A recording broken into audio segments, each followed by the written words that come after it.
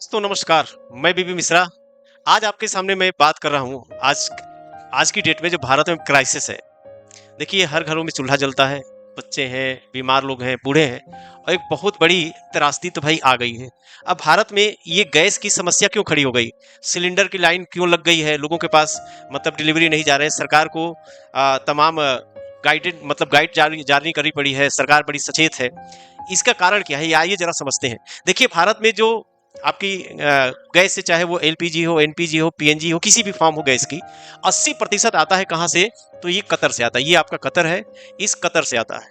और कतर में ही ये जो हमारे जहाज फंसे हुए क्यों? क्योंकि आपको पता है कि ईरान और यूएसए इजराइल में युद्ध चल रहा है। ये है आपका स्टेट ऑफ हार्मुज ये है ना? और यहीं से भारत का जो एनर्जी है, ईंधन सप्लाई चाहे पेट्रोलियम है, उसका 80% भारत का यहीं से आता है। और हमारे जहाज यहीं पे फंसे हुए, ईरान इनको निकलने नहीं दे रहा है। युद्ध चल रहा है। एक ये भी डर है कौन सी मिसाइल आ जाए, गिर जाए, वो कहानी खत्म कर दे। और यहाँ से होते हुए निकलता है भारत तक आता है, आसान रास्ता है। ये क्लोज हो चुका है। अब क्लोज हो चुका है। भारत के पास जो स्टोरेज ईंधन है वो कुछ ही समय के लिए है। अब उसको बचा के रखना है। इसका निदान सरकार ढूंढ रही है। तो अब दूसरा मार्ग उसको लेना पड़ेगा। तो इसमें भैया वक्त लगेगा। आसान काम तो नहीं, एग्रीमेंट करना पड़ेगा, बहुत सारी चीजें होती हैं। अब इसका निदान क्या है? तो एक तो हमें पैनिक नहीं होना है। दूसरा, कुछ हमें प्लानिंग करनी पड़ेगी अपने घरों में। जैसे कि हम कई बार चूल्हे जला रहे हैं, तो अब इमरजेंसी वाला ही काम करें। कई भाई चाय हम कई बार पी रहे हैं, ना पिए।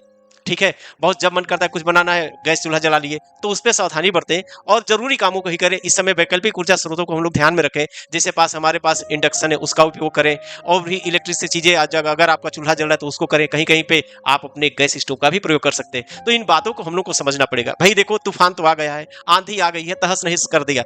चक्रवात आया, तहस नहस कर दिया। प्राकृतिक आपदा, भूकंप आ जाता है, बहुत सारी चीजें उसमें बिखर जाती है। उसके बाद क्या किया जाता है? डैमेज कंट्रोल किया जाता है। तो इस समय हमारी सरकार भी डैमेज कंट्रोल में लगी हुई है।